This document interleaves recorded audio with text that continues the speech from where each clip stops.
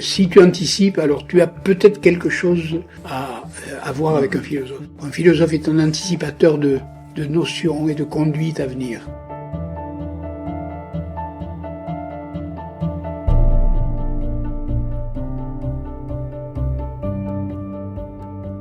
Très très heureux de vous représenter cette année le ciné-philo d'Olivier Pourriol.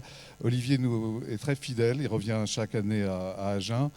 Il est à la fois, il est philosophe, vous le savez, pour ceux qui ne le savent pas, il est philosophe, il est scénariste, il est écrivain, il est essayiste, et il est surtout très enthousiaste et il a inventé une manière de faire de la philo que j'aime, que j'apprécie et qui lui est tout à fait propre. Et que vous dire de plus, sinon que je vais me mettre dans le public avec lui et qu'à la fin, vous aurez peut-être le temps de poser quelques questions. Ça dépend de la longueur de ces extraits. Et parce qu'ensuite, il faudra passer à une autre conférence. Vous savez qu'aujourd'hui, notre timing est assez serré. Voilà, je vous remercie encore une fois d'être venu dimanche matin tôt. C'est chouette de vous voir tous là. Et premier extrait.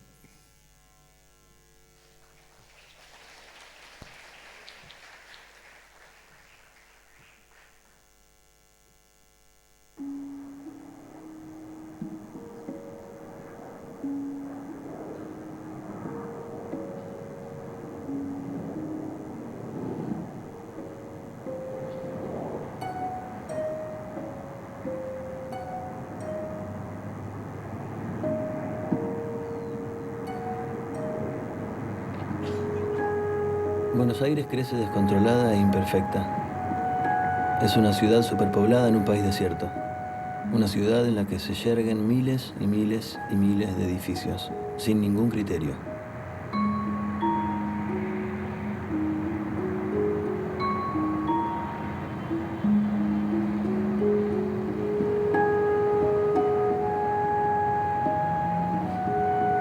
Al lado de uno muy alto hay uno muy bajo. Al lado de uno racionalista hay uno irracional. Al lado de uno estilo francés hay otro sin ningún estilo. Probablemente estas irregularidades nos reflejen perfectamente. Irregularidades estéticas y éticas.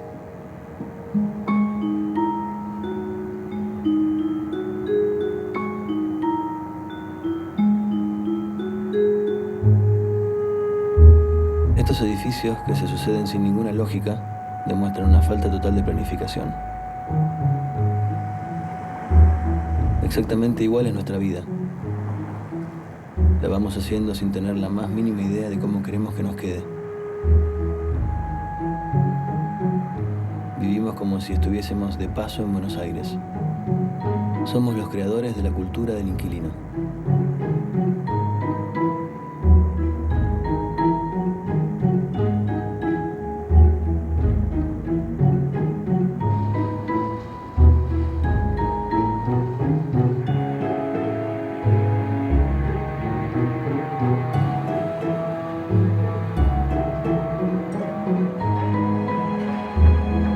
Los edificios son cada vez más chicos para darle lugar a nuevos edificios, más chicos aún.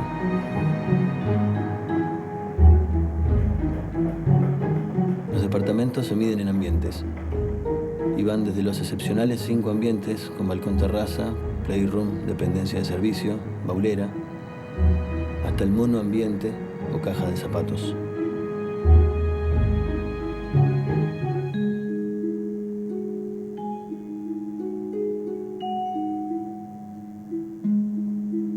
Los edificios, como casi todas las cosas pensadas por el hombre, están hechas para que nos diferenciemos los unos de los otros.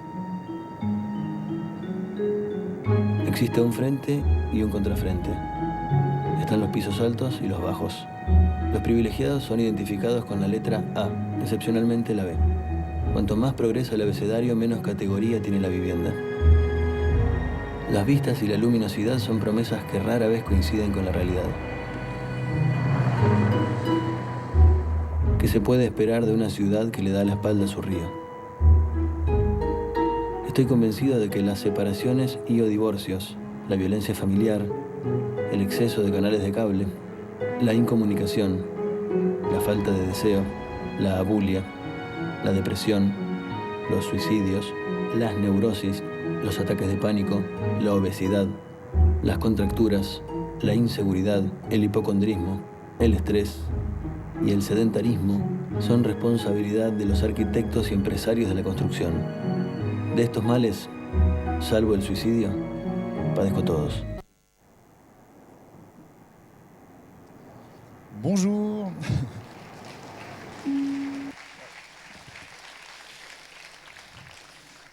Bonjour, bienvenue, merci de vous être levé. Tiens, tu me mettras les lumières un peu moins fort, j'ai l'impression d'être hier soir et que j'ai trop bu, que je suis au commissariat d'agents. Voilà, merci. Bienvenue, merci d'être là. Ce matin, la ville de demain. Alors la ville de demain, comme je l'ai entendu hier dans une séance qui s'appelait déjà la ville de demain, et vous avez vu comment c'est bien fait. Pour ceux qui étaient là hier, ça a continué aujourd'hui avec des extraits dont on a parlé hier. Et je remercie mes camarades qui l'ont fait avec beaucoup de talent et qui ont déjà annoncé beaucoup de choses. Alors, pour pas ne vous montrer que des images dystopiques, j'ai commencé, et des dystopiques du futur, je vous ai montré une dystopie du présent, voire du passé. La ville de demain n'existe pas, on l'a entendu hier, parce que la ville de demain, ça supposerait que la ville d'aujourd'hui, on la rase et on reconstruise. Et qu'on planifie quelque chose de totalement nouveau. Alors là, on a une ville qui s'appelle Buenos Aires. Le film s'appelle Medianeras, ça veut dire les cloisons, les murs qui séparent les voisins. Et ce qu'on voit, c'est qu'on a autant d'immeubles qu'on a d'individus, mais on a aussi autant d'immeubles qu'on a de pathologies. Hier, il était question des handicaps invisibles dans la ville.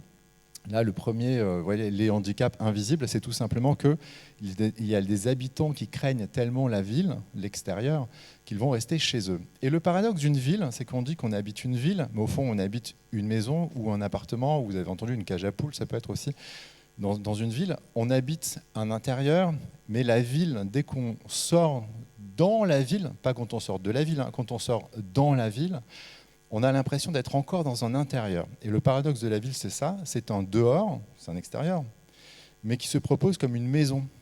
Voyez ? Et toutes les difficultés viennent de là. On attend d'être protégé par la ville dans laquelle on se promène comme si on était chez soi, parce qu'on est chez soi quand on se promène en ville, mais on n'est pas exactement à l'intérieur. Et c'est ce paradoxe qu'on va explorer aujourd'hui. Et la question de la ville de demain, c'est qu'elle, au fond, c'est un résumé de toutes nos attentes. On est à la fois habitants et citoyens. Alors, ce n'est pas la même chose, on va faire un peu de philosophie politique, ça va, vous êtes levé tôt, vous ne regrettez pas. Alors, il y a une différence très simple entre un habitant et un citoyen. C'est quoi ? Je vous écoute. Dimanche matin, oral du bac. La participation. Là, pardon ? Allez-y. Hein. Le vote, ouais, c'est vrai, le vote. Et voilà. Et en fait, un habitant, c'est quelqu'un qui vote avec ses pieds. C'est-à-dire que s'il a envie de se promener dans sa ville, une ville, c'est une pratique. Alors, la définition la plus simple que je peux vous donner en philosophie politique, une ville, ça a des habitants, parce que c'est simplement un rapport concret à son environnement. On habite quelque part, voilà, c'est un fait, ça se constate. Et une cité, c'est une relation politique. C'est la relation entre les habitants qui fait qu'on devient des citoyens. Et donc, c'est assez logique. On peut avoir une cité sans ville, c'est très compliqué. On peut avoir une relation politique. Par exemple, je ne sais pas, entre 1939 et 1945, en France, on ne savait pas si les Français étaient ceux qui habitaient la France ou si c'était ceux qui étaient à Londres, par exemple. Vous voyez, petit détail. Hein. Donc il y avait ceux qui renonçaient à l'idée que le territoire était encore français, mais qui faisaient survivre la France ailleurs qu'en France. Ils faisaient survivre la cité, vous voyez, pas la ville, pas les villes.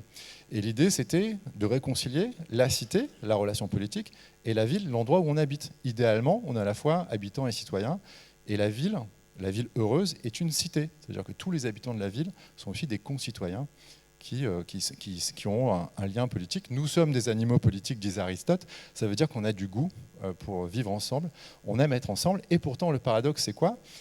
Moi, j'ai un professeur de philosophie qui s'appelait Hubert Grenier qui disait, voilà, il avait grandi à la campagne, il disait la politesse à la campagne, c'est de saluer tous les gens qu'on croise. Et la politesse en ville, c'est d'ignorer tous les gens qu'on croise. Vous voyez, le respect en ville, c'est une forme d'indifférence parce que sinon, ça devient invivable. Bon, au-delà du fait qu'il faudrait dire bonjour à tout le monde, c'est pas possible. Il faut arriver à s'ignorer parce que le premier problème urbain, c'est la congestion. Et là, on le voit bien. Et donc, ceux qu'on attend des individus en ville, eh bien, il se trouve que parfois les immeubles le font aussi. Alors, on peut regretter le chaos de Buenos Aires, c'est ce qu'a l'air de faire cet habitant. qui est aussi un narrateur, un poète, c'est lui qui vous raconte la ville, et il vous montre les incohérences, les irrégularités de la ville, mais qui font aussi sa richesse. Parce que si quelqu'un arrivait avec une planification et décidait de rendre Buenos Aires rationnel, ben, ça deviendrait autre chose, ça deviendrait un plan, vous voyez, et il faudrait tout détruire, ce serait aussi une erreur et une horreur. Alors ce qui est intéressant, c'est qu'à la fin, c'est assez drôle hein, en même temps, ça commence comme un documentaire un peu sérieux, puis c'est un film de fiction, hein, et puis soudain on voit qu'il y a un caractère dans cette voix off qui vous raconte la ville, qui a de l'humour dedans, et l'humour est un peu désespéré. Et il vous montre pour chaque type de construction un type de pathologie. Hein, et il considère que les architectes ont une responsabilité, pas simplement éthique, mais morale, c'est-à-dire que l'endroit dans lequel on vit nous transforme, nous forme et nous transforme. Pas simplement l'immeuble ou la cage ou la case dans laquelle on s'inscrit, mais la ville a une responsabilité envers ses habitants, parce que l'idée c'est d'en faire des citoyens et pas simplement des voisins séparés les uns des autres par des cloisons. Voilà, donc le paradoxe, c'est que la politesse, l'origine du mot politesse, c'est polis, avec un S, la cité. Donc la politesse, ça consisterait à se reconnaître, mais la vraie politesse urbaine consiste à s'ignorer. Alors comment on va faire pour vivre dans ce paradoxe? Eh bien, voyons déjà comment ce personnage qui a une pathologie lourde, il n'arrive plus à sortir de chez lui, va faire pour se réconcilier avec la ville. Extrait suivant. Je remercie Dorian qui s'occupe de tout ce qui est visuel.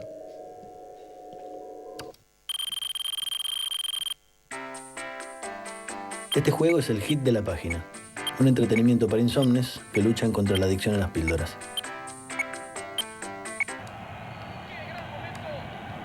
Para la psiquiatría, soy un fóbico en vía de recuperación. Después de reiterados y violentos ataques de pánico, me encerré en mi casa. Durante un par de años no salí. Gané 17 ligas con River en el nivel más difícil, 4 invicto, en 9 salí goleador. Le gané 4 veces la final de Wimbledon a Federer. Ascendí en la familia Corleone hasta convertirme en el padrino. Estuve totalmente encerrado, miedoso. Mi psiquiatra diseñó una estrategia con la que fui perdiendo el miedo a la ciudad, al exterior, a los demás. Hacer fotos. Una manera de redescubrir la ciudad y la gente. Buscar la belleza aún donde aparentemente no la hay. Observar es estar y no estar. O tal vez estar de una manera distinta. Así, distraídamente, me fui alejando. No viajo en colectivo ni taxis, mucho menos subte y ni que hablar de avión. Solo me desplazo sobre mis pies. Solo necesito mis pies y una mochila de supervivencia que llevo a todos lados.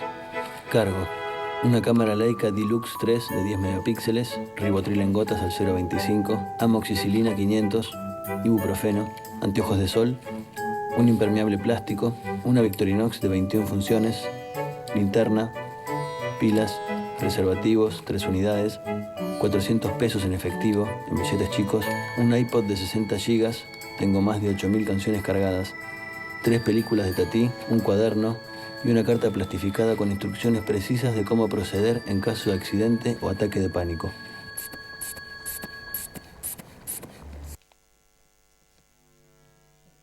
Donc voilà, il prépare son sac pour une randonnée qui a l'air dangereuse quand même. C'est-à-dire que c'est une vraie exploration pour lui. C'est une vraie difficulté de sortir. C'est ce que vous disiez, c'est un dedans, une ville, mais quand on s'y promène, on voit que c'est un dehors.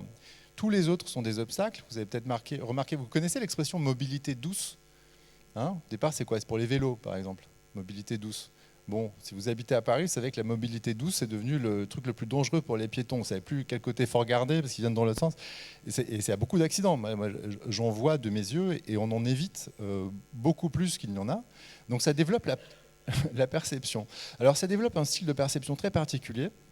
C'est Walter Benjamin, ça s'écrit Benjamin, ça se prononce Benjamin, c'est un Allemand, qui a écrit un petit livre que j'adore, que je cite chaque année. J'en lis pas qu'un, mais celui-là je relis. Ça s'appelle « L'œuvre d'art à l'époque de sa reproductibilité technique ». Alors c'est quoi une œuvre d'art? Bon, c'est la Joconde, c'est des choses qui existent en exemplaire unique, c'est des choses qu'on essaye de voler, vous voyez, par exemple, il n'y a pas longtemps. Voilà. Pourquoi on les vole? Parce que Walter Benjamin explique une œuvre qui est unique a une aura. Voilà, elle est irremplaçable. On ne vole pas les cartes postales de la Joconde. On essaye de voler la Joconde, parce que la reproduction vaut moins que l'original. Mais L'époque de la reproductibilité technique, c'est quoi? C'est l'époque de la photo et du cinéma. C'est notre époque, avec des outils d'enregistrement, de reproduction. Si vous allez au cinéma, personne ne pense à voler la copie d'un film. Comme son nom l'indique, c'est déjà une copie. Il n'y a plus d'original. Enfin, il y a un original pour fabriquer les copies. Mais quand on va voir un film, qu'on aille le voir à Agen, dans tel petit cinéma ou dans un grand cinéma, on voit le même film. Ce n'est pas la même salle, mais c'est le même film. La photographie, vous allez pouvoir rentrer dans les détails, le tirage, etc., c'est pas le même, mais c'est quand même la même photographie. Et ce qu'on achète, c'est pas le négatif, c'est le tirage, c'est la copie, quoi, la reproduction. Eh bien, que dit Walter Benjamin? Le cinéma, ça a une fonction. Ça vous apprend à survivre, à vous adapter en milieu urbain. Pourquoi? Parce que si vous vous promenez sans faire attention dans une ville, vous vous faites écraser assez vite. C'est-à-dire que la ville, l'extérieur de la ville, enfin, vous voyez l'intérieur de la ville qu'on perçoit comme un dehors. Pourquoi c'est un dehors? Parce qu'il y a des choses qui passent vite, avec des choses électriques ou pas, des moteurs, de l'essence. Et donc, le cinéma, ça vous apprend à percevoir, dit Benjamin, de manière distraite. Ça ne veut pas dire la tête en l'air, ça veut dire du coin de l'œil. Si on demande à quelqu'un ce qu'il perçoit, hier François Pitti l'a bien expliqué, là, un ami de son groupe de parole d'architectes, pardon François, c'est pas comme ça que tu l'as présenté, mais on lui demandait c'est quoi la beauté urbaine. Il dit je me promène et je vois le coin d'une rue. Ben oui, tu regardes pas la façade, tu vois en passant. Comment on perçoit un monument? Le philosophe Alain l'expliquait dans son système des beaux-arts, l'architecture, c'est pas fait pour se mettre en face et pour regarder, c'est fait pour vivre autour, vivre dedans. C'est comme un vêtement qu'on porterait sans s'en apercevoir et en passant, on perçoit l'architecture. On l'aperçoit en se déplaçant, en tournant autour. Le cinéma, ça fait exactement la même chose. Vous êtes assis, mais c'est le film qui vous tourne autour. Ça change, il faut vous adapter. Il faut apprendre à regarder ça, non pas comme une photo, parce qu'une photo, c'est fixe. Un film, ça va vite, ça va de plus en plus vite. Et donc, ça vous apprend à accepter l'idée que ce qu'il y a à percevoir dépasse vos capacités de perception. Et donc, vous habituez à percevoir sans faire trop attention, parce que sinon, vous ne percevez rien. Eh bien, dit Walter Benjamin, en ville, si vous voulez survivre, il faut être capable, quand on traverse, de savoir que quelqu'un va griller le feu rouge, par exemple. Il faut percevoir du coin de l'œil le mobile rapide qui est en train d'arriver. Et la mobilité dite douce, en fait, elle est encore plus dangereuse parce qu'elle ne fait pas de bruit. Et donc, c'est ça, l'expérience commune qu'on a de la ville. C'est pour ça qu'à la fin, il prépare son sac. Dedans, il y a tout. Il y a l'ibuprofène, il y a un antidépresseur. Il y a quoi dans le sac qui vous a paru utile? Je vous écoute. Hein? Le couteau, ok. L'appareil photo, ok. 3 préservatifs. Il est optimiste quand même. Bon, enfin, c'est un autre sujet. La musique, beaucoup de musique. Pourquoi la musique? Parce que comme les autres, en fait, ils font du bruit. Enfin, la ville, ça fait du bruit. Il faut se promener avec sa bulle choisie de bruit, sa bulle sonore. Un des seuls moyens de survivre en ville, c'est pas de faire plus de bruit que les voisins, c'est de s'isoler de leur bruit en choisissant son bruit. Et les films, alors ça sert à quoi d'avoir Playtime? Non, ça sert à rien. Vous comprenez, c'est un cinéaste, il fait un clin d'œil à ceux qui regardent. Playtime, un film de... Oh là là, la culture. Bravo, de Jacques Tati. Playtime, ça sert à rien. Il n'y a pas un lecteur DVD. Le mec, il se promène. Il ne va pas regarder un film en même temps. C'est dangereux en plus. Pourquoi il le fait? Je ne sais pas. Tiens, regardons un extrait de Playtime.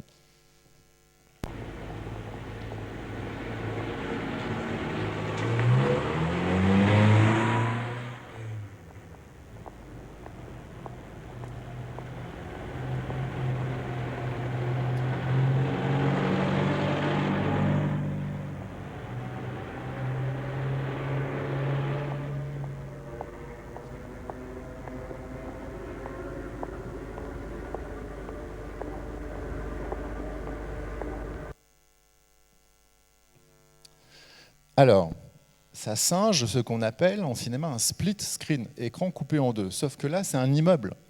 Donc l'idéal urbain de la cage à lapins dont parlait tout à l'heure le narrateur de Medianeras, c'est ça. Medianeras, c'est au milieu, média, une cloison qui sépare des voisins qui sont en train de regarder la même chose, regardent la télé, peut-être un film de Jacques Tati, on ne sait pas, ou autre chose, et ils vivent ensemble, ils sont face à face, mais ils ne se voient pas, parce qu'ils regardent autre chose en même temps. On dit souvent que l'amour, c'est regarder ensemble dans la même direction. Vous voyez que là, l'amour urbain entre voisins, c'est s'ignorer en se regardant face à face, sans jamais croiser son regard. Et chacun est dans une bulle qui l'isole du bruit de l'extérieur de la ville que nous, spectateurs, on entend. On entend les voitures qui passent, on n'entend pas ce qu'il y a chez eux. Et c'est ça l'idéal urbain, c'est ne pas entendre ses voisins. Hein, j'ai raconté ça, mais c'est mon sketch préféré de Guy Bedos. Vous vous souvenez peut-être de Guy Bedos? Il y en a qui ont des cheveux blancs, ils se souviennent de qui c'était. Le père, pas le fils. Et il disait mes enfants, comment il disait? Mes enfants sont pires que des voisins. Ouais. Ils font du bruit, mais je ne peux pas les engueuler pour ça. C'est moi qui gêne mes voisins avec mes enfants, donc je peux rien dire. Je ne sais pas si je dis ça comme ça, mais bon, bref, vous avez compris. C'est-à-dire que l'idéal du voisinage, le bon voisinage, c'est celui-là aussi qui respecte, donc ça suppose de la distance, et comme on est congestionné, on est les uns sur les autres, la distance va se construire par les murs. Donc soit les murs sont physiques, là, comme là vous avez, soit les murs sont par la distance qui sépare les gens. Ça peut être vertical, ça peut être horizontal. Il y a plein de manières, on va les explorer. Donc vous comprenez cet idéal urbain. Être voisin, c'est respecter la solitude de l'autre, mais si on respecte la solitude de l'autre, ça fabrique de l'isolement. C'est pas la même chose. L'isolement, il est subi, la solitude, elle est choisie. Il y a des solitudes heureuses, des isolements, non. Ouais, c'est la différence. L'isolement est une contrainte, mais l'isolation, ça fabrique de l'isolement. Quand on est heureux, ça s'appelle la solitude. Quand on est heureux seul, ça s'appelle la solitude. Deleuze disait à ses étudiants, aimez votre solitude. C'est pas ensemble qu'on pense, c'est pas ensemble qu'on a des idées. Il y a un moment, il faut être tout seul, sans bruit, ou alors avec un bruit qu'on choisit. En ville, c'est difficile. Mais si vous respectez trop votre distance avec les autres, il n'y a plus de lien. Si vous prenez le métro, c'est une expérience intéressante. C'est un transport en commun, mais c'est un transport en commun de solitude. Et le cinéma, si vous regardez ce que c'est le cinéma, hier dans la conférence sur la ville de demain, et j'aurais retenu une idée très intéressante, qu'une ville, c'était fait aussi pour s'adapter, c'est-à-dire qu'un lieu, le même lieu, pouvait servir à beaucoup d'usages. Bon, hier, ça se passait à la mairie, par exemple. La mairie servait de salle de conférence. Et donc, on peut, dans une ville, faire bouger les usages. Je me dis, tiens, il y a un endroit comme ça qui change d'usage à chaque heure, ou toutes les 2 heures, ou toutes les 3 heures. C'est quoi? Exactement. Un cinéma. Un cinéma, c'est quoi? C'est un endroit neutre. Ça ressemble à un lieu de transit, quoi. On ne fait que passer, mais pourtant, on s'installe. Et là, le film qu'on vous projette, c'est un imaginaire différent à chaque séance. Sauf si on projette le même film, évidemment, mais on a le droit de le revoir. Donc le cinéma, c'est vraiment ça, c'est l'idéal urbain.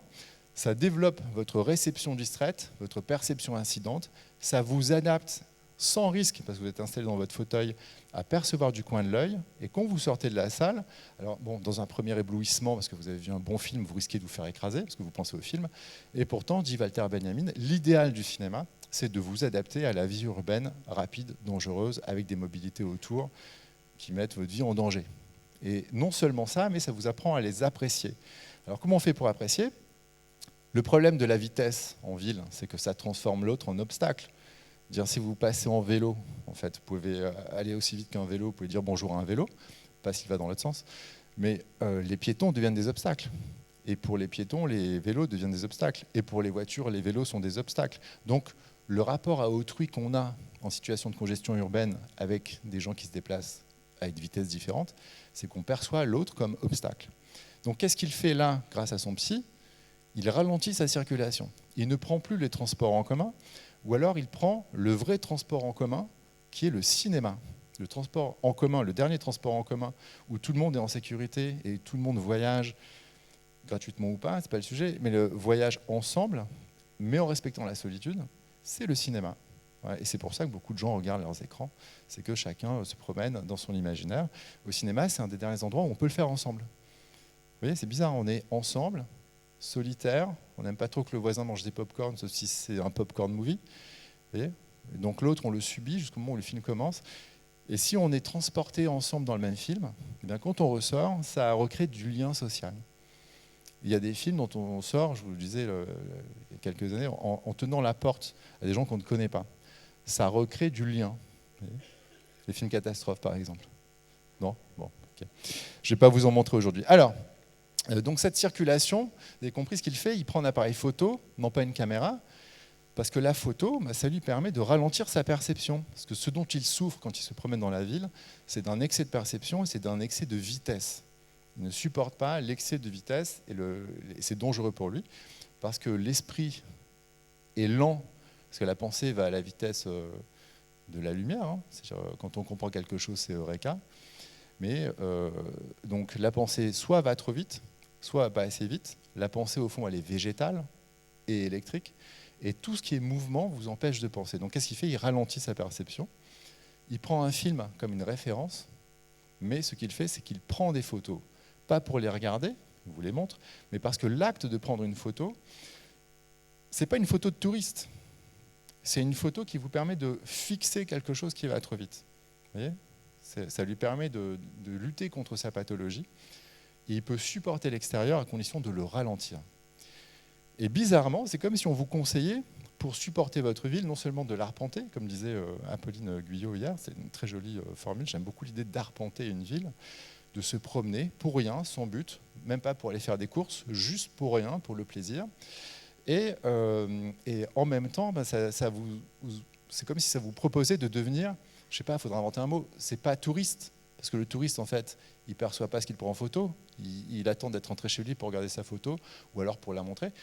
Et là, c'est une forme d'autotourisme. Je ne sais pas comment, c'est du self-tourisme. Prenez votre appareil photo, prenez des photos en vous promenant dans une ville qui va trop vite, et vous allez vous offrir soudain de la contemplation. Vous voyez ? C'est l'acte de prendre la photo qui ralentit la ville. Alors, il y a une autre manière de circuler dans une ville, et là, je vais vous montrer à nouveau un cinéaste, mais on va le voir en train de circuler dans sa ville. C'est Rome, il tient un journal intime, mais c'est un cinéaste. Et vous allez voir que la ville est faite pour être perçue en mouvement. C'est Nanni Moretti. Et il se promène en Vespa. Et regardez bien sa manière de se promener très singulière. En fait, quand une ville, on se promène dedans, même les endroits qui seraient moches quand on y vit, c'est des quartiers, hein, comme ça, un quartier moche, là il va vous montrer pour commencer un quartier qui est perçu comme invivable, mais si on ne fait qu'y passer, alors ça peut devenir beau. Journal intime.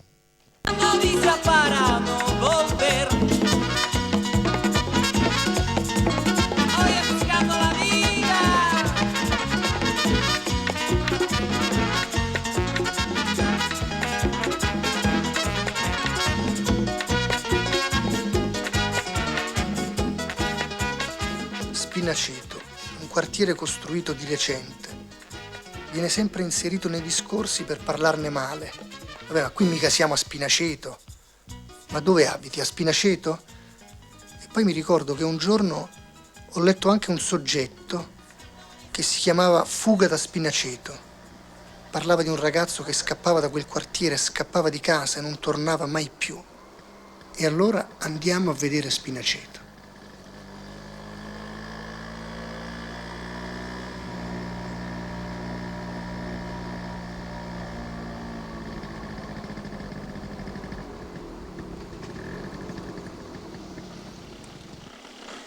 Spinaceto pensavo peggio, non è per niente male. Ma infatti, lo sai che ci stavo pensando, ciao!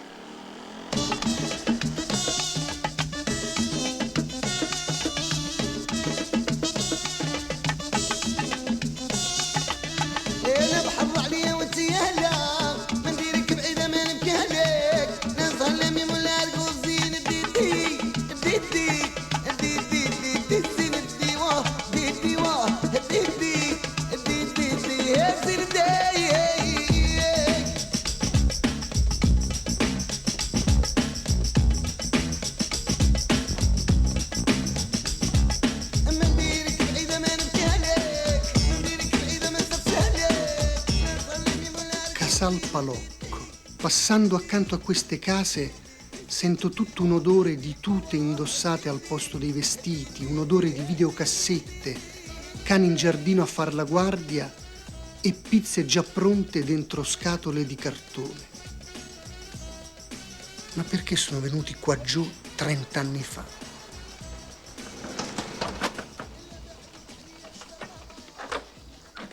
Scusi, ma perché siete venuti a abitare qui a Casal Palocco? Ma guardi che verde, la Sì, tranquillità. verde, ma voi sono sicuro una trentina d'anni fa, no? Siete venuti qua 61... 62. Ecco, 30 anni fa Roma era una città meravigliosa. Ma qui è diverso. Sì, è diverso anche ora, ma Roma allora era bellissima, capisce? Questo mi spaventa. Cani dietro i cancelli, videocassette, pantofole.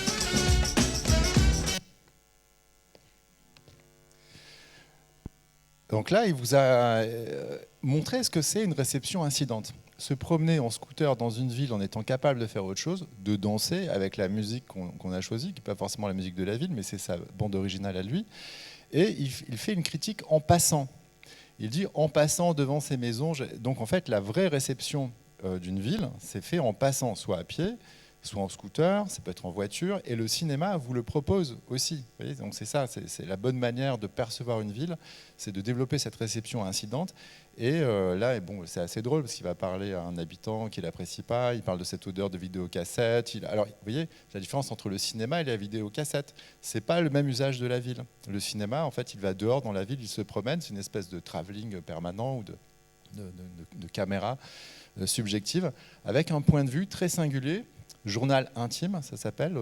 Ouais. Il ne vous dit pas ce qu'est cette ville, il dit ce qu'est cette ville pour lui. Et chaque ville est différente pour chacun de ses habitants. La ville est un objet tellement complexe qu'il n'y a aucune manière de l'appréhender totalement. Globalement, ce n'est pas un objet de pensée, c'est un objet de perception. Et cette perception change, l'usage change même pour la même personne. La même personne va changer de perception selon l'âge de sa vie et va pouvoir même transformer sa perception. Je vous montre un autre film avec quelqu'un qui est un grand narrateur d'une grande ville. Extrait suivant.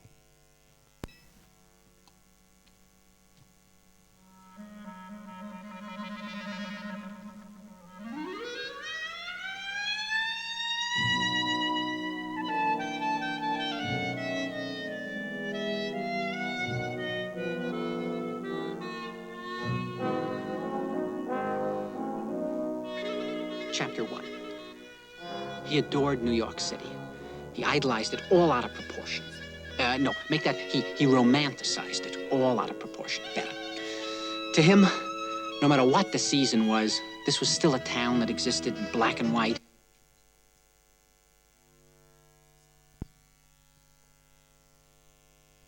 Les sous-titres arrivent.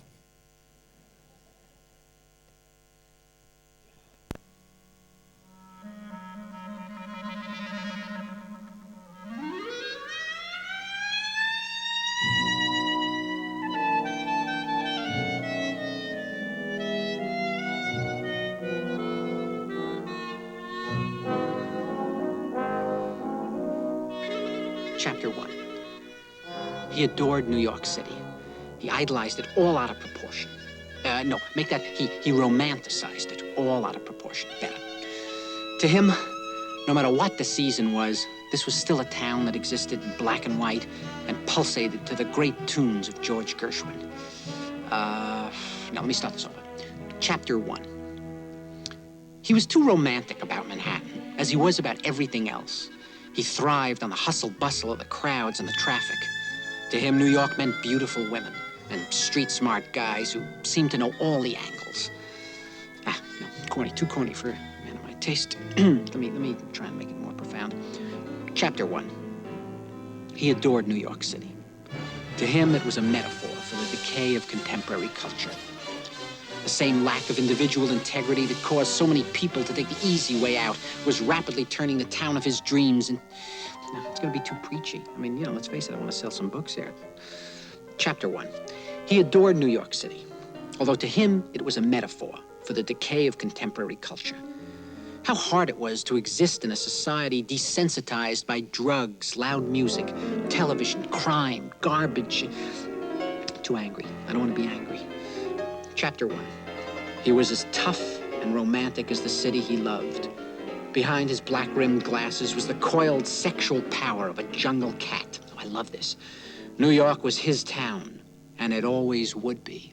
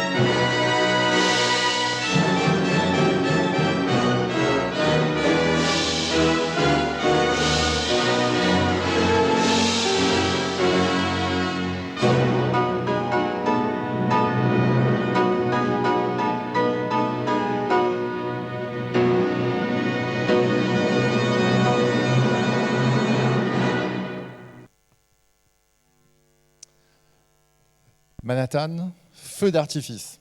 Alors, feu d'artifice, ça peut se prendre au sens propre. Une ville, c'est quoi? C'est un feu d'artifice, tout est artificiel.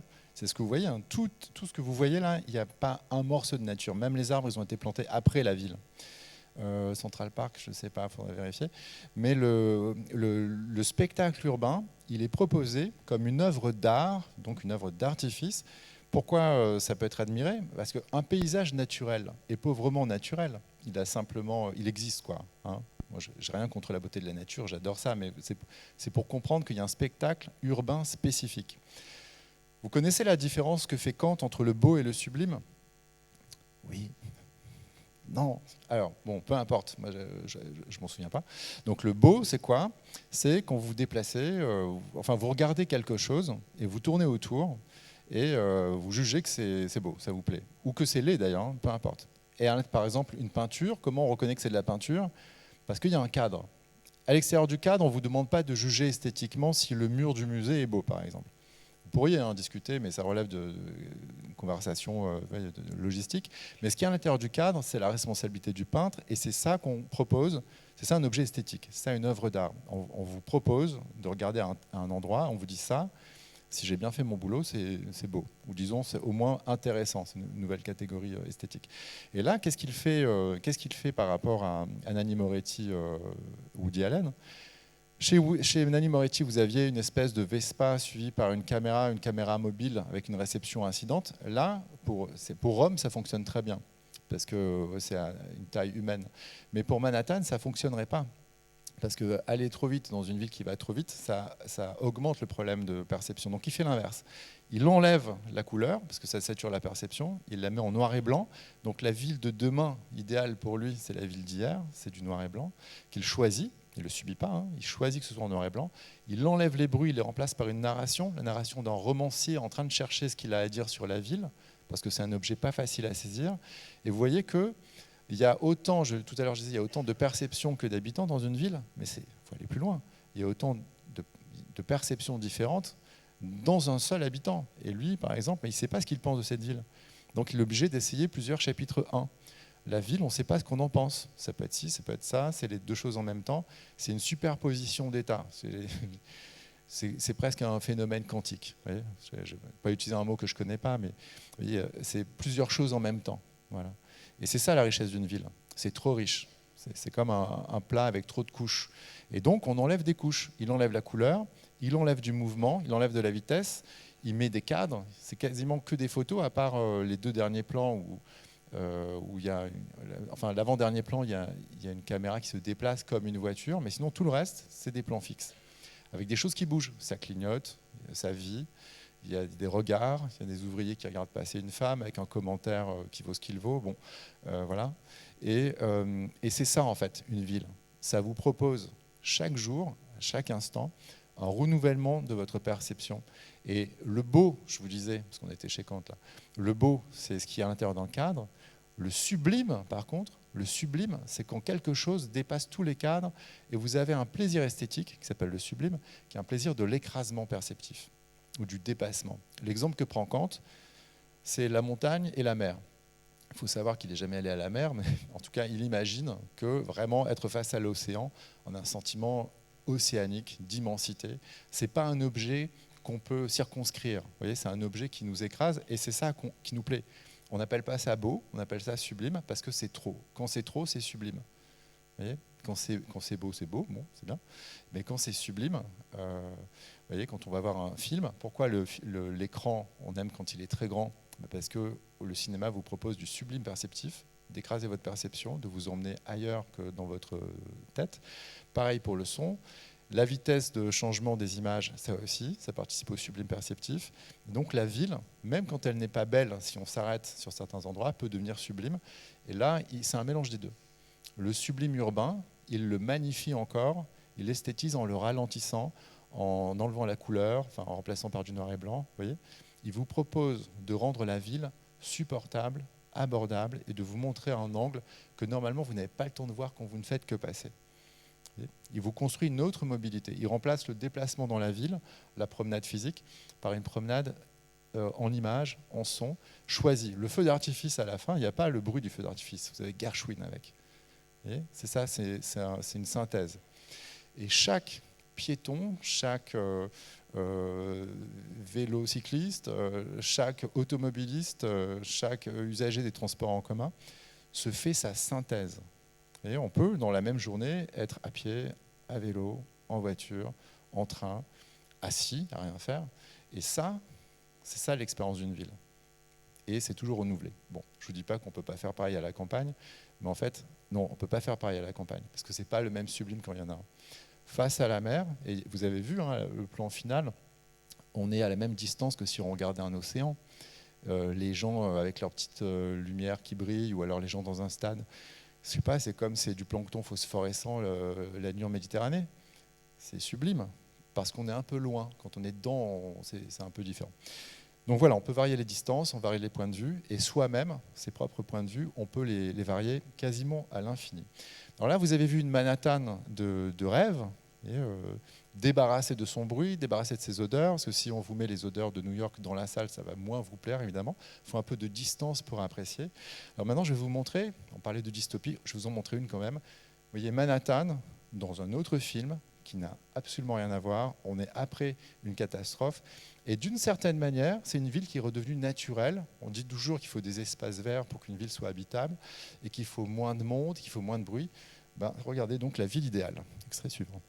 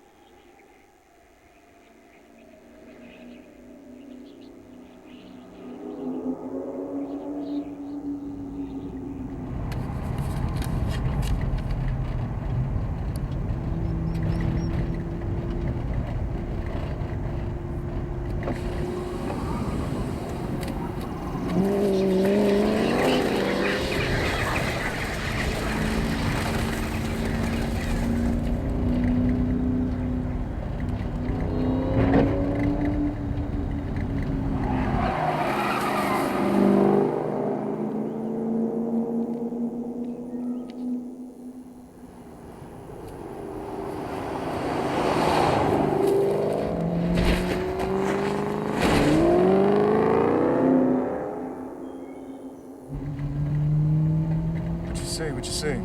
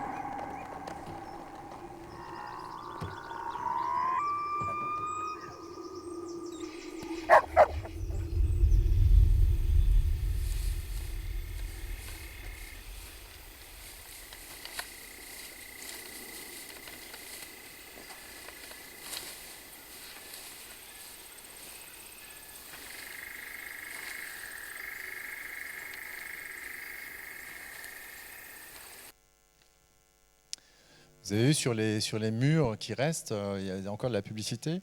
Michel Serres appelait ça la pollution douce. Alors douce, ça ne veut pas dire que c'était sympathique. La pollution douce, c'est la pollution avec des signes.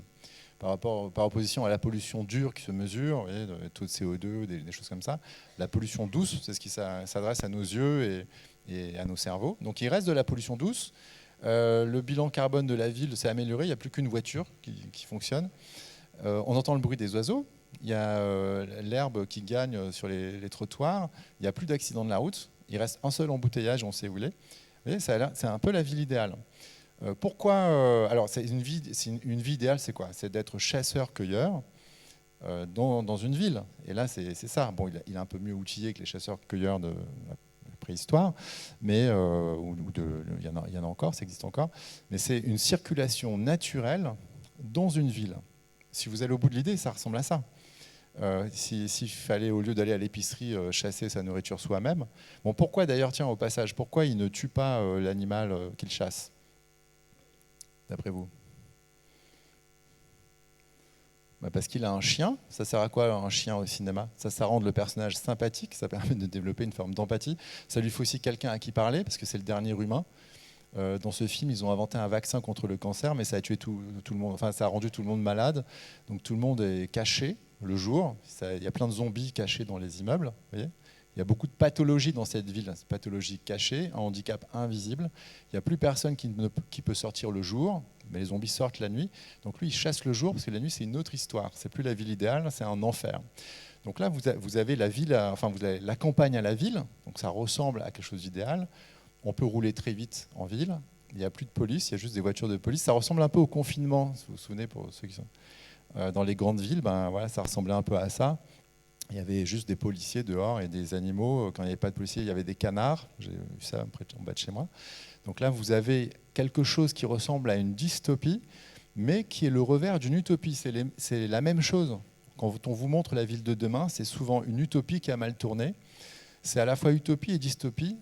Et au fond, la vraie dystopie, c'est quand on veut résoudre la question de la ville d'un coup, quand on veut planifier, quand on veut tout changer d'un coup, ça fait toujours des catastrophes. Donc là, c'est un film catastrophe. Et le film catastrophe, il y a toujours une bonne idée qui a mal tourné. Vous voyez ? C'est ça le principe du virus. Je ne dis pas que le virus est une bonne idée, mais en tout cas, c'est une cause qui a des effets massifs. Donc là, vous avez une réception incidente, mais ce n'est pas un promeneur, ce n'est pas Nanni Moretti, ce n'est pas Woody Allen, ce n'est pas le personnage de Medianeras, c'est un chasseur. C'est quoi la différence entre un promeneur et un chasseur ? Si vous êtes déjà promené sans chasser, vous le savez. Et si vous avez déjà chassé sans vous promener, vous savez la différence. Le promeneur n'a pas d'autre but que la promenade elle-même, donc il est en état de perception ouverte. Le chasseur, lui, a une perception réduite. Donc le problème, c'est que là, il faudrait Nanni Moretti ou Woody Allen pour apprécier pleinement, et d'ailleurs ça ne lui plairait pas à Woody Allen, trop de nature dans la ville, c'est pas ce qu'il cherche. Central Park, c'est bien, c'est encadré, on peut se promener, on sait où on va, et puis ça sent mauvais, il y a des prostituées, il y a des drogués, bon, vous voyez, c'est la ville, quoi. Il y a du vice dedans. Là, tout est un peu trop propre, finalement, bizarrement. Mais il faudra un poète, et vous avez un chasseur. Alors il y a des chasseurs qui sont aussi poètes, mais ce n'est pas forcément au même moment. Et sa perception est réduite par le but qu'il poursuit. Donc pourquoi on ne lui fait pas tuer l'animal ? C'est qu'on comprend que sa circulation, en fait, elle est très rapide parce qu'il poursuit une cible. Donc il ne peut pas profiter de la ville comme un esthète. Il est en train de chasser sa nourriture, c'est une autre histoire. Et ça réduit sa perception, alors que la perception serait ouverte et disponible pour apprécier le silence, les petits oiseaux, etc. Et lui, il n'apprécie pas ça parce qu'il est seul et c'est une solitude qu'il n'a pas choisie. Donc vous avez le dernier humain. C'est un remake d'un film qui s'appelait The Omega Man. C'est le dernier humain, c'est l'humain ultime. Et quand on est le dernier humain, on ne profite pas en fait de sa solitude parce qu'on est des animaux politiques. Donc le dernier humain, il a besoin d'un chien. Et puis dans ce film, il discute avec des mannequins en plastique. Ouais. Voilà, alors on parle de dystopie, je vous en montre encore deux, ça va. Je n'ai pas commencé par la dystopie parce que vous sortiez du petit déjeuner, mais vous avez vu beaucoup de beauté. Le sublime, c'est aussi, c'est aussi une expérience négative. Vous voyez, j'ai un ami qui avait vu, parce qu'il était en Thaïlande, vous savez, ce tsunami terrible. Et il m'a raconté, j'ai déjà raconté ici quand on a fait une séance sur les films catastrophes. Il est photographe de son métier et quand soudain il regardait la mer, et soudain il a vu que la mer avait disparu. Il dit regarde, la mer a disparu, la mer est partie. Et il y avait des pêcheurs, chasseurs, cueilleurs. Hein. Qu'est-ce qu'ils font les chasseurs ou les pêcheurs quand la mer disparaît? Qu'est-ce qu'ils font? Hein? Ils courent ramasser les poissons, parce que la mer s'est barrée, il y a plein de poissons à ramasser. Donc au lieu de partir, parce qu'ils savent que la mer va revenir, ils vont ramasser les poissons. Et mon copain photographe, c'est comme un chasseur d'images. Donc qu'est-ce qu'il fait? Au lieu de partir se cacher, fasciné par le sublime du spectacle, il regarde la mer qui a disparu. Et soudain, la mer revient. Et il me dit, ma première pensée, c'était, où est mon appareil photo? Après, il a survécu parce qu'il est parti en courant, etc. Mais le premier réflexe, et vous verrez dans les films catastrophes, je ne vous en montre pas aujourd'hui, parce que je les ai déjà montrés, c'est d'attraper de quoi saisir une image qui pourtant risque de vous tuer. Et donc, quand on va au cinéma, le sublime urbain, c'est quelque chose qui vous tuerait si vous étiez dedans, mais à quoi vous survivez et qui rentre dans votre imagination comme une possibilité terrible, mais qui vient vous offrir une compensation. Ça veut dire quoi? C'est ce que Freud explique. Il dit le rêve, c'est quoi? C'est une compensation que vous offre la nuit et que le jour ne pourrait pas vous offrir. Et ça vous aide à supporter le jour. Donc quand vous allez au cinéma, c'est dans le noir, c'est un rêve qui est organisé pour vous, qui a été scénarisé, qui est tourné, et qui vous permet, quand vous sortez, de supporter beaucoup mieux votre existence. Donc quand on vous montre le pire au cinéma, il y a des gens qui adorent les films d'horreur. Pourquoi? Dès que ça s'arrête, la vie redevient beaucoup plus vivable. C'est vrai, hein, Stephen King, il a même théorisé ça. Il dit pourquoi les gens aiment s'exposer à l'horreur? Parce qu'après, le quotidien, c'est beaucoup mieux. On est même soulagé, que ce ne soit pas comme dans le livre ou comme dans le film.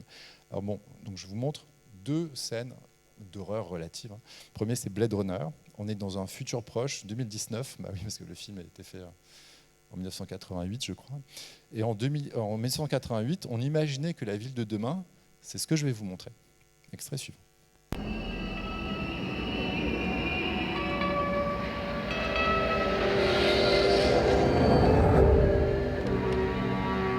A new life awaits you in the off-world colonies.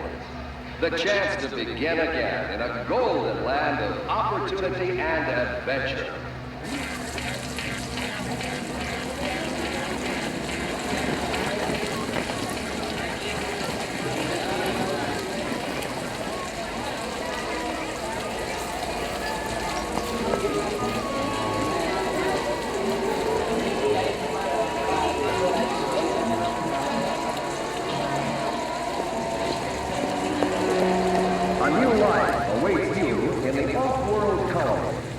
The chance to begin again in a golden land of opportunity and adventure.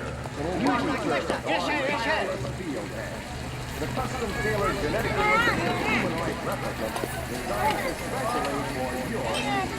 So come on about it. Let's put our team up. 何しましょうか? Give me 4. 2つで十分ですよ. No, 4. 2, 4. 2つで十分ですよ. And noodles. 任せてくださいよ.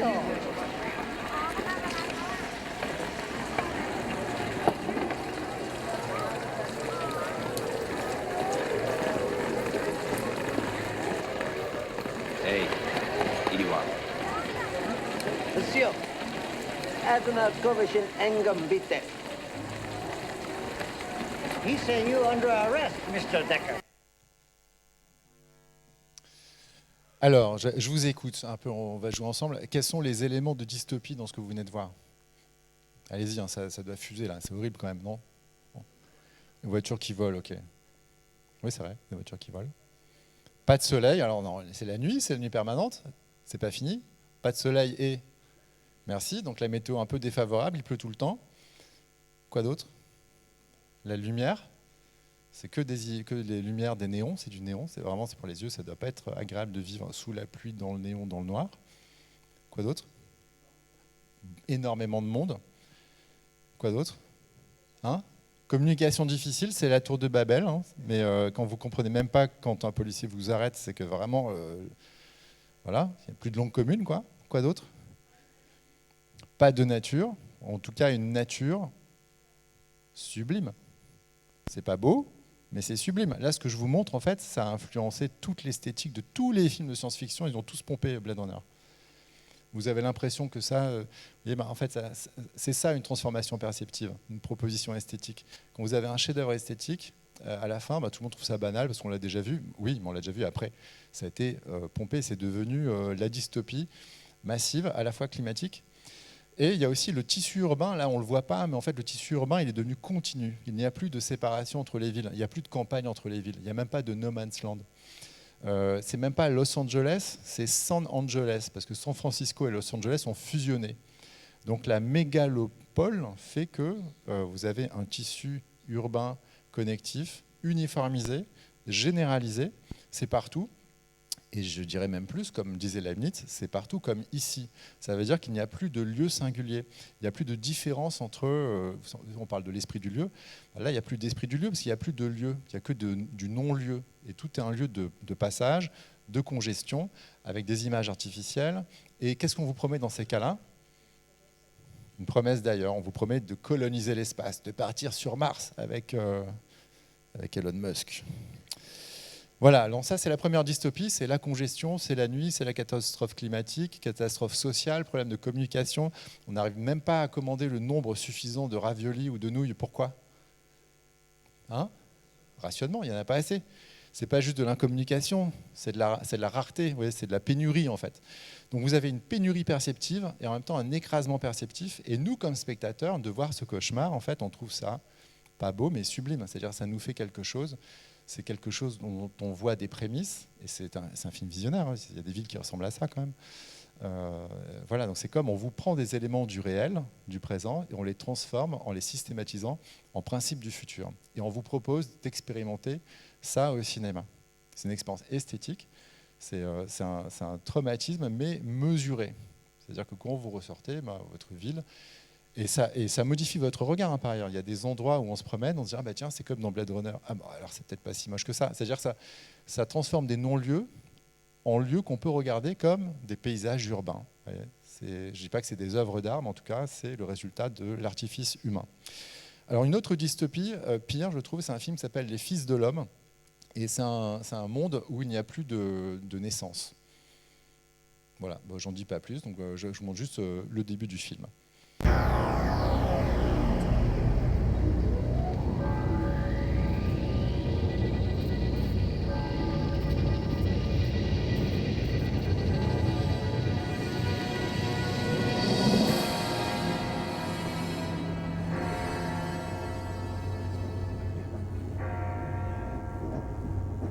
He's my dentist. She's my house cleaner. He's the waiter.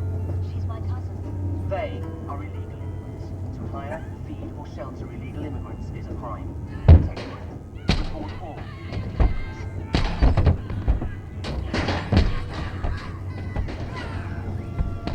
It's your life. It's your choice. Извините, извините, извините, моля вас. Моля да греша. Моля вас. Was passiert? Ja, verstehe ich. Meine Familie mit dieser schwarzen...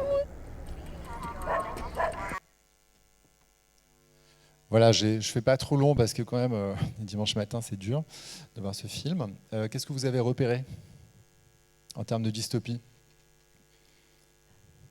L'armée, oui. Alors, l'armée, normalement, protège d'un danger extérieur. Là, l'armée est utilisée comme force de police pour séparer ceux qui ont un travail et qui vont en transport en commun et ceux qui sont... on ne sait pas.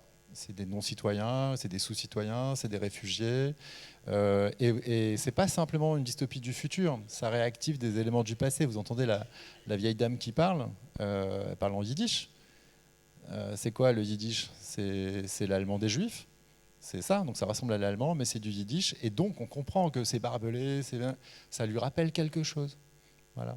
Et donc c'est utilisé comme un élément de commentaire du futur. Parfois, la dystopie du futur, c'est simplement de prendre le pire du passé et de le banaliser, en fait, de le transformer en norme. Vous avez vu, il y a des slogans, il y a toute une hygiène sociale. On vous invite à dénoncer vos voisins. Votre voisin est peut-être un étranger, mais oui, vous vous rendez compte. Et là, vous avez les cloisons, le grillage. Ça permet de voir l'autre, mais l'autre, c'est votre voisin, mais suspect. Donc, vous voyez, ça, je ne sais pas que c'est un idéal urbain, c'est une dystopie urbaine où vous avez des zones, en fait. Il y a les zones de passage, les zones dans lesquelles vous avez le droit parce que vous travaillez, etc. etc. Donc, c'est pas un tissu social, c'est pas un tissu connectif, c'est un tissu déchiré, c'est un tissu de disconnexion. Et en philosophie politique, on appelle ça un état de nature. Donc l'état de nature, c'est pas une origine, ou c'est pas un moment d'avant la société, c'est souvent une société qui se dégrade. Et quand on va au cinéma, c'est une expérience de philosophie politique. Quand on vous montre des catastrophes sociales comme ça, ça donne un étalon pour mesurer où on en est, nous, dans notre vie réelle. C'est pas juste des fictions pour se faire plaisir. C'est des commentaires d'éléments qui sont présents dans notre présent politique, social, de citoyen. Voilà. Ça nous invite à réfléchir à ce que c'est la relation à l'autre. Quand on ressort, alors vous allez me dire c'est une dystopie, c'est le futur, etc. Alors je vais vous montrer un documentaire très court, je vous montre juste un extrait, ça s'appelle « Bienvenue au Réfugistan ». Extrait suivant.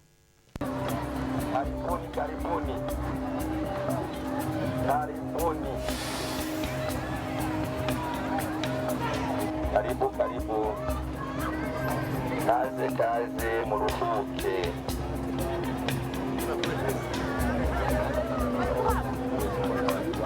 Vous voilà arrivé au pays des camps. Rarement présents sur les cartes, les camps ont parfois la taille des principales villes des pays qui les accueillent. Ce camp-là s'appelle Nyarugusu. 130 000 personnes vivent déjà ici.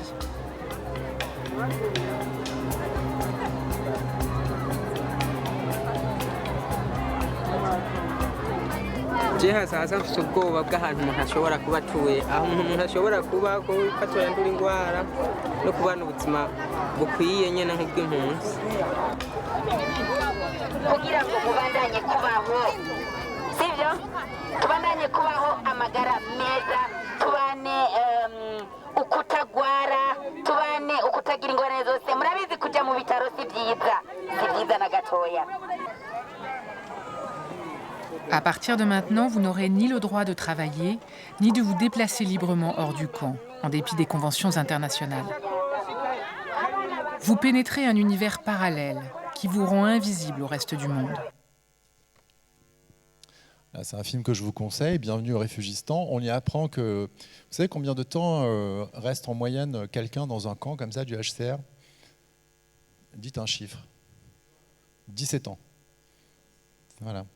Bon, voilà. Donc en fait, ce qu'on vous montre des dystopies au cinéma, pour des spectateurs, on va dire, urbains occidentaux, il y a aussi des villes invisibles, des villes auxquelles vous n'avez pas accès, mais des villes dont personne ne peut sortir et où les habitants sont condamnés à tourner en rond, parce qu'ils n'ont pas le droit de travailler, n'ont pas le droit de gagner d'argent, n'ont pas le droit de se déplacer. Et même quand on leur propose de rentrer dans leur pays, on leur explique que ça a leurs risques et périls. On leur organise des retours, mais c'est dans des pays en guerre, souvent avec des gouvernements très instable, très limite. Eh bien, alors je vous montre maintenant une dystopie, mais qui n'a pas l'air d'en être une. Ça ressemble à une comédie, même une comédie romantique, et souvent les films qui utilisent le genre sont souvent des commentaires sociaux, même plus profonds que ceux qui les affrontent directement. C'est un film de Steven Spielberg qui s'appelle Le Terminal, et c'est joué par Tom Hanks, qui est je ne sais pas pour quelle raison, il favorise une empathie assez naturelle. Quand on le voit, on se dit qu'on le comprend tout de suite, c'est un grand acteur. Il y a les acteurs qui ont beaucoup de caractère, vous savez, qui ressemblent à personne, et puis il y a les acteurs qui ressemblent à personne, au sens où ils sont comme personne, et donc tout le monde se reconnaît en eux. C'est clair ce que j'ai dit. Bon. En gros, il y a Gérard Depardieu et Tom Hanks, c'est pas pareil. Ouais, c'est ça. C'est-à-dire, il y a ceux qui ont beaucoup de caractère, qu'on reconnaît, et il y a ceux qu'on ne reconnaît pas, qui peuvent donc tout jouer, et en qui on se reconnaît. Et c'est pas le même rapport au cinéma, c'est différent. Donc lui, on l'a pris pour faire un étranger qui arrive à New York avec un but, il a une petite boîte avec un secret dedans, il ne parle pas anglais, il vient d'un pays d'Europe, donc pour les Américains, c'est un alien, quoi. Et on ne sait même pas le pays, il vient de Cracovie, vous voyez. On a pris Cracovie, on a mis un Z dedans, on en a fait un pays. Il vient de Cracovie, et pendant qu'il est dans l'avion, il y a un coup d'État, il n'y a plus de gouvernement, son passeport, quand il arrive, ne vaut plus rien. Et donc, il n'a plus le droit de rentrer en Amérique, et il va se retrouver prisonnier d'une zone où il n'aurait dû faire que passer. Et donc, on va découvrir ce que c'est la vie dans un aéroport, le terminal.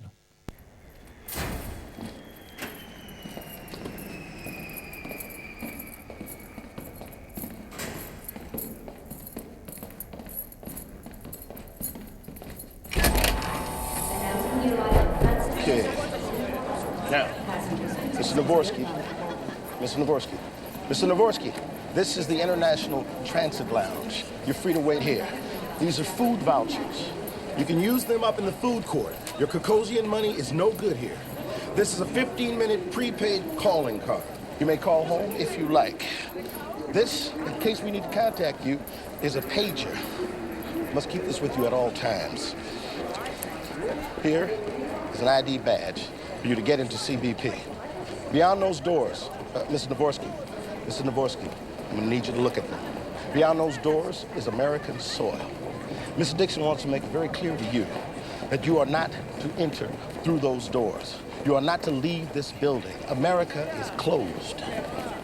America closed. America closed. Well, what I do? There's only one thing you can do here, Mr. Navorsky. Shop.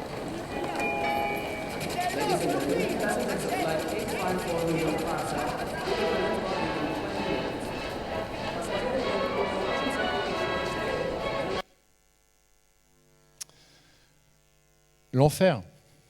Voilà, la vraie dystopie, elle est là. C'est si dans un lieu de passage, vous êtes obligé de rester.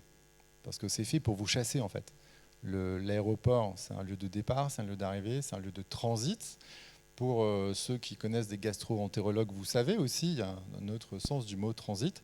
Et souvent, ça produit une architecture qui ressemble au résultat du transit. Voilà. Je ne l'ai pas dit. Hein. Alors, comment il va faire pour s'adapter? Il se trouve qu'il est très bricoleur. Extrait suivant.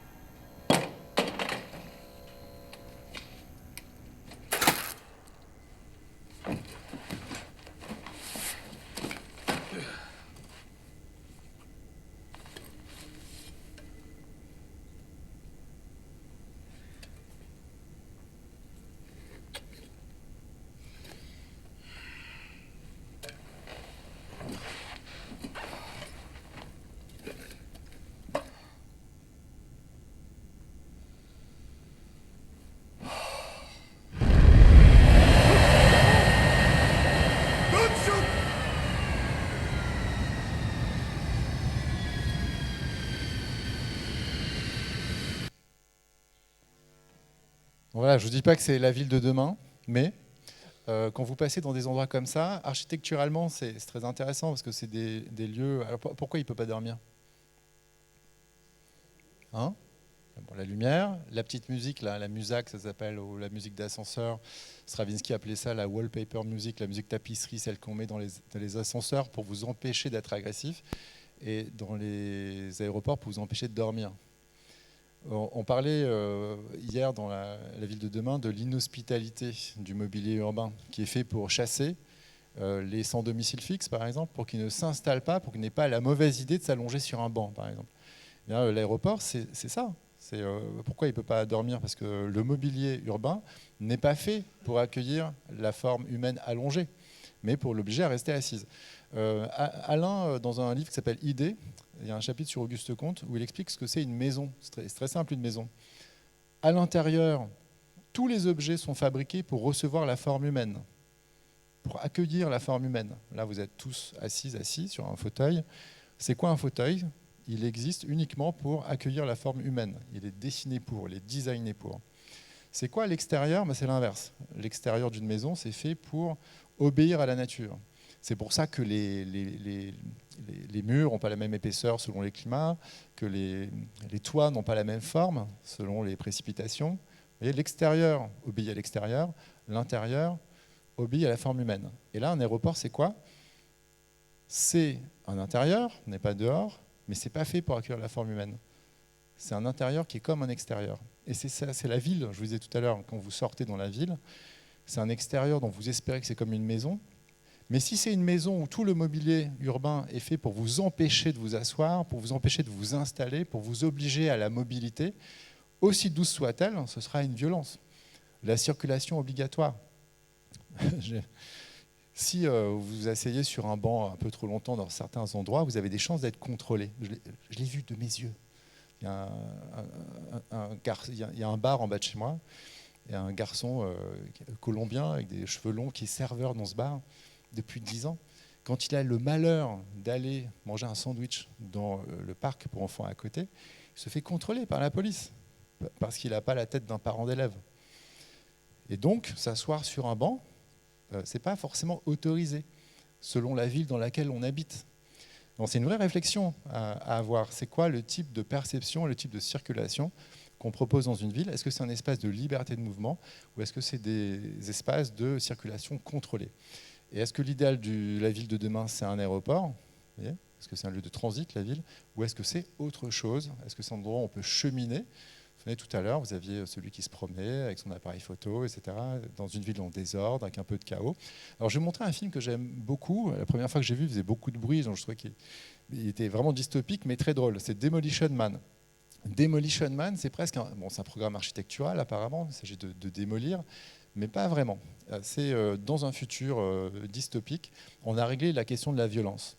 On a congelé tous les criminels, y compris les policiers qui faisaient des violences policières.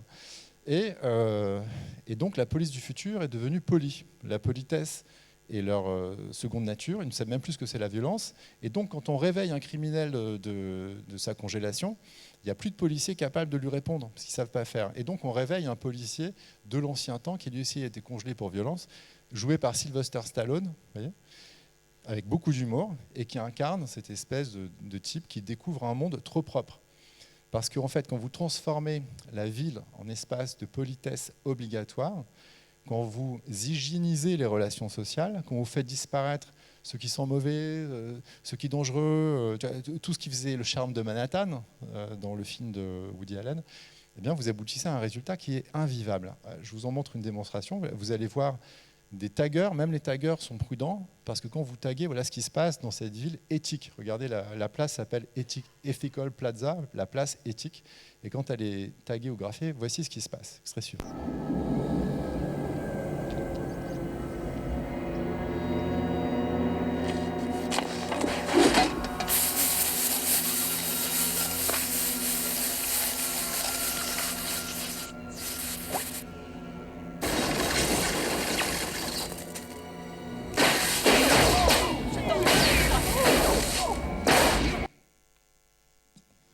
Voilà, c'est une ville tellement surveillée que la punition est instantanée et que donc les graffeurs ne prennent pas le risque de sortir des souterrains où ils se sont réfugiés. Et les gens qui passent voient un petit peu de violence mécanique où vous avez un nettoyage automatique. Il y avait écrit « Life is hell », la vie est en enfer, et ça disparaît quasiment aussitôt. Alors cette ville est organisée par un méchant, un planificateur urbain, qui a pour nom Cocteau, parce que dans les films américains, le méchant a souvent un nom français. Vous voyez ? Je ne sais pas pourquoi. Aucune idée. Pourtant, on leur a apporté non, la Statue de la Liberté. Non, c'est pas nous. Et donc, dans cette ville où tout ce qui est visible est en danger, la seule manière de faire survivre de la solidarité humaine, c'est de manière souterraine. Et donc, vous avez le policier Sylvester Stallone, enfin incarné par Sylvester Stallone, qui va emmener les policiers du futur qui n'ont aucune idée de ce qui se passe en dessous des villes hygiénisées et qui leur fait découvrir quelque chose de différent. Extrait suivant. What's wrong, Huxley? It's not very clean.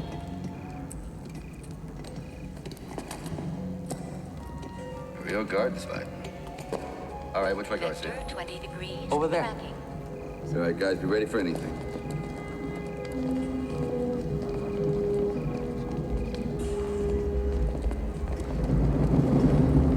dog's better than your dog.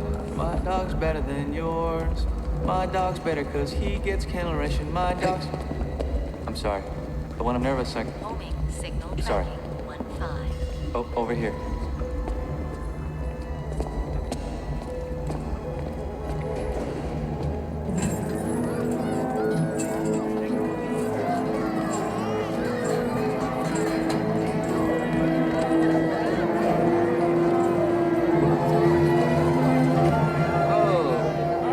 Oh, what is that emanation? Oh, yeah. Oh, yeah. Come on, guys.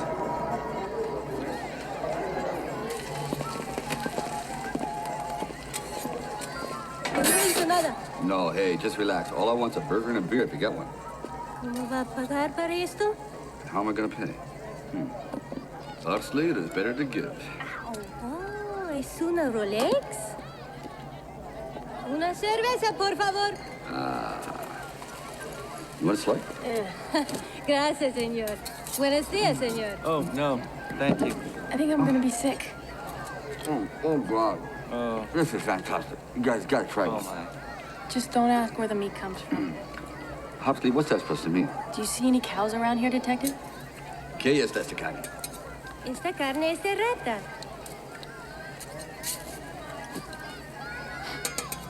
Rat. This is a rat burger.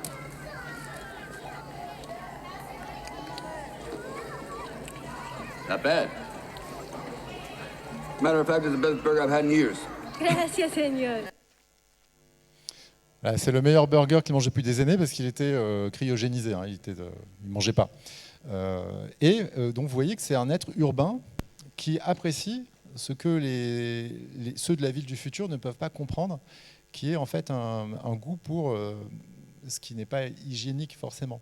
Et il lui trouve tout de suite un nom, c'est un rat burger, c'est-à-dire que ça ne le dérange pas finalement. Si c'est ça la condition pour manger de la viande dans un endroit où tout le monde est vegan, ça lui va.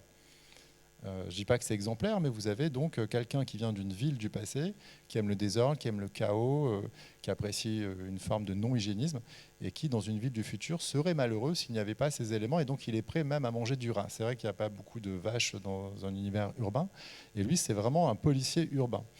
Alors, urbain, ça ne veut pas dire poli, hein, vous avez compris, ce n'est pas l'urbanité au sens des qualités de politesse, et dans ces souterrains, il va trouver une humanité qui ne veut pas d'une ville trop hygiénique, qui préfère quelque chose où on a des relations qui sont peut-être chaotiques, mais qui sont plus heureuses. Dernier extrait de ce film. What do you want? I guess you weren't part of the Cocteau plan. Greed? Deception? Abuse of power? That's no plan. That's why everybody's down here? You got that right. See, according to Cocteau's plan, I'm the enemy, because I like to think. I like to read. I'm into freedom of speech and freedom of choice. I'm the kind of guy who likes to sit in a greasy spoon and wonder, gee, should I have the T-bone steak or the jumbo rack of barbecue ribs with the side order of gravy fries? I want high cholesterol. I want to eat bacon and butter and buckets of cheese, okay? I want to smoke a Cuban cigar the size of Cincinnati in a non-smoking section. I want to run through the streets naked with green jello all over my body reading Playboy magazine. Why? Because I suddenly might feel the need to, okay, pal? I've seen the future. You know what it is? It's a 47-year-old virgin sitting around in his beige pajamas drinking a banana broccoli shake singing, I'm an Oscar Mayer wiener. You live up top, you live Cocteau's way. What he wants, when he wants, how he wants. Your other choice? Come down here, maybe starve to death. All right, then why don't you take charge and lead these people out of here? I'm no leader. I do what I have to do.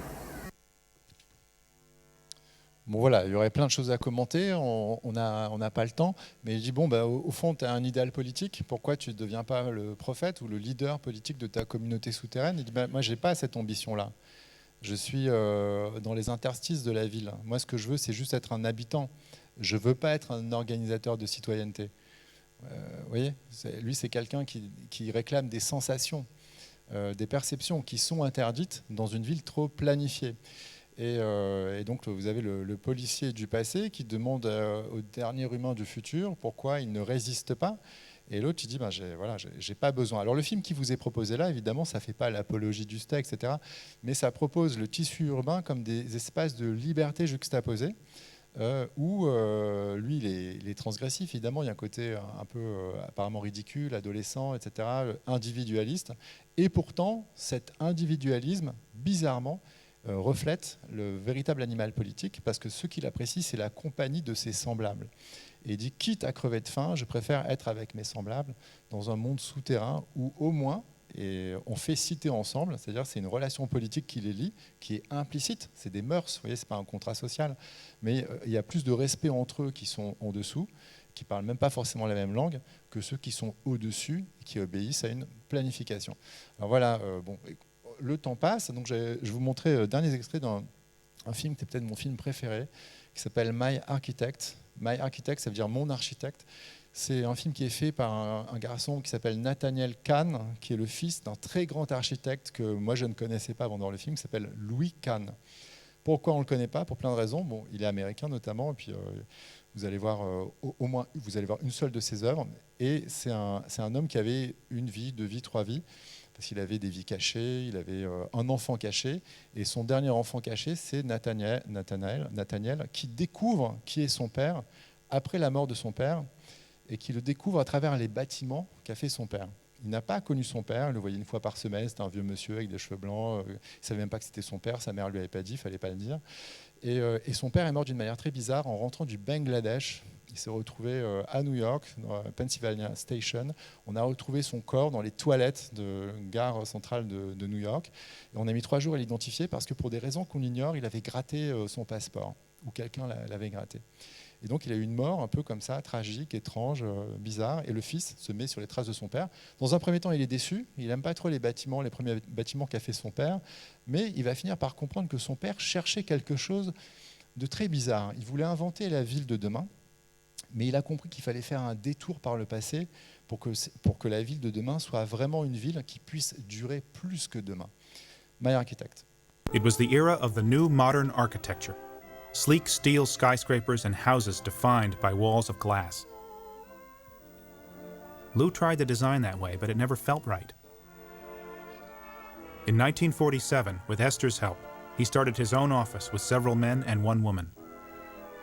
He was almost 50 years old and still hadn't found himself. I wanted to show you some sketches I made when I was in Rome. Then, in 1951, he was invited to be architect in residence at the American Academy in Rome and to travel throughout the ancient world. What he saw changed his life.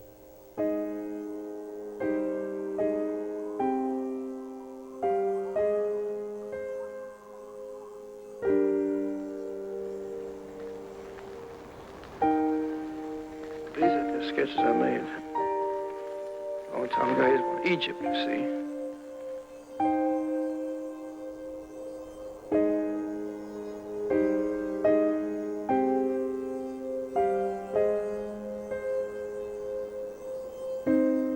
Timelessness, monumentality. That's what mattered. When Lou got back, he finally knew what he wanted to do. Build modern buildings that had the feel and presence of ancient ruins. Donc c'est en faisant un détour par le passé dont il ne reste que des ruines, mais des ruines qui racontent quelque chose. Donc l'ambition très étrange de cet architecte, c'est de faire des belles ruines, pas tout de suite, évidemment, mais que ces bâtiments, les bâtiments qu'il construit, soient capables de traverser une très longue période et donc de ne pas céder à la mode du moment. Donc c'est quelqu'un qui n'a pas beaucoup travaillé parce qu'il n'y avait pas beaucoup de commandes, mais il a fini par arriver à faire quelque chose. Alors d'abord, je vais vous montrer les 2 derniers extraits pour aujourd'hui. Le premier, c'est il explique à des élèves architectes ce que c'est de ne pas simplement obéir à la commande, mais d'obéir aux matériaux.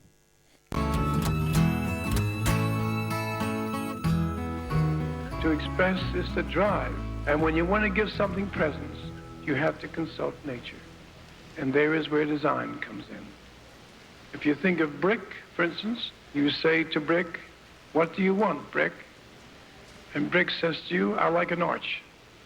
And if you say to brick, look, marshes are expensive, and I can use a concrete lintel over you, what do you think of that, brick? Brick says, I like an arch. And it's important, you see, that you honor the material which you use. You don't bandy it around as though you said, well, we have a lot of material around. We can do it one way, we can do it another. It's not true. You can only do it if you honor the brick and glorify the brick instead of just shortchanging it. Alors ne pas escroquer la brique, c'est très étrange comme idéal pour un architecte, parce qu'il dit qu'il faut obéir à la nature, et obéir à la nature, ce serait obéir à la nature de la brique, mais la brique, ce n'est pas un matériau naturel. Mais cela dit, il ne choisit pas le plastique. Il prend un matériau suffisamment solide pour résister à l'application plastique des idées. Ce qu'il explique, c'est ça, c'est qu'un architecte doit avoir le même rapport. Un architecte ne doit pas croire à son plan, finalement. On n'impose pas n'importe quel plan à la matière. C'est en obéissant à la matière qu'on va trouver le bon plan, si on peut dire. Michel-Ange, quand on lui demandait comment il savait qu'il y avait telle sculpture à l'intérieur de tel bloc de marbre, mais il ne savait pas, en fait, à l'avance. Il ne prenait pas une idée dans sa tête qu'il transportait dans le bloc de marbre. C'est en observant le bloc de marbre qu'il en faisait sortir la plus belle sculpture possible, qui n'était pas déjà dedans. C'est lui qui l'a inventé, mais comme on invente un trésor, on découvre quelque chose qui est déjà là, mais il faut être capable d'obéir aux matériaux pour faire jaillir quelque chose. Je montre un dernier extrait de ce film, c'est la fin du film, dont je vous dévoile un petit peu. Après avoir eu quelques déceptions sur les traces architecturales de son père, le fils de Louis Kahn, Nathaniel, comprend que son père, s'il le voyait si peu, c'était qu'il était en train de construire une œuvre incroyable au Bangladesh, le pays le plus pauvre du monde. Il a construit quasiment sans budget un monument qui est le Parlement du Bangladesh. Et donc Nathaniel arrive à rencontrer un architecte qui était le meilleur ami de son père et qui lui parle de ce bâtiment.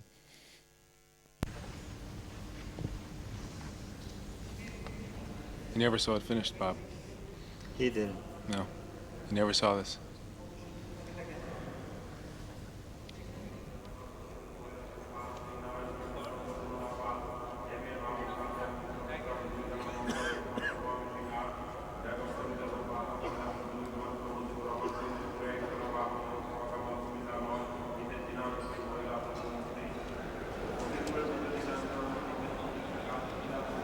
Taking pictures? Yeah, we've been here now for about 5 days, and it's... 5 days? Yeah. It's a lot of pictures then. But do you think you can really capture the quality of this building in terms of space, light, the volumes, and the layering of spaces, those ambiguities? Well, I don't know, Mr. Juarez. When you think about this film, I probably have, at the most, 10 minutes. Oh, God. This is, don't tell me that. It's 10 minutes for this building? Probably. I think the whole thing is very, very useless, because you cannot treat this building like this. It was almost impossible, a building for a country like ours. In 30, 50 years back, it was nothing, only paddy fields. And since we invited him here, he felt that he has got a responsibility. He wanted to be Moses here. He gave us democracy. He's not a political man, but in disguise, he has given us the institution for democracy, from where we can rise. And that way, it is so relevant. He didn't care for how much money this country has, or whether he will be able to ever finish this building, but somehow he has been able to do it, build it here. And this is the largest project he has got in here, the poorest country in the world. It cost him his life. Yeah, he paid his life for this. And that is why he's great, and we'll remember him. But he was also human. Now his failure to satisfy the family life is an inevitable association of great people. But I think his son will understand this and will have no sense of grudge or sense of being neglected, I think. He cared in a very different manner, but it takes a lot of time to understand that. In the social aspect of his life, he was just like a child. He was not at all matured. He could not say no to anything. And that is why we got this building today. No other way to really understand him. But I think he has given us this building. And we feel all the time for him. That's why he has given love for us. He could not probably give the right kind of love for you, but for us, he has given the people the right kind of love. That is important. And you have to understand that. He had an enormous amount of love. He loved everybody.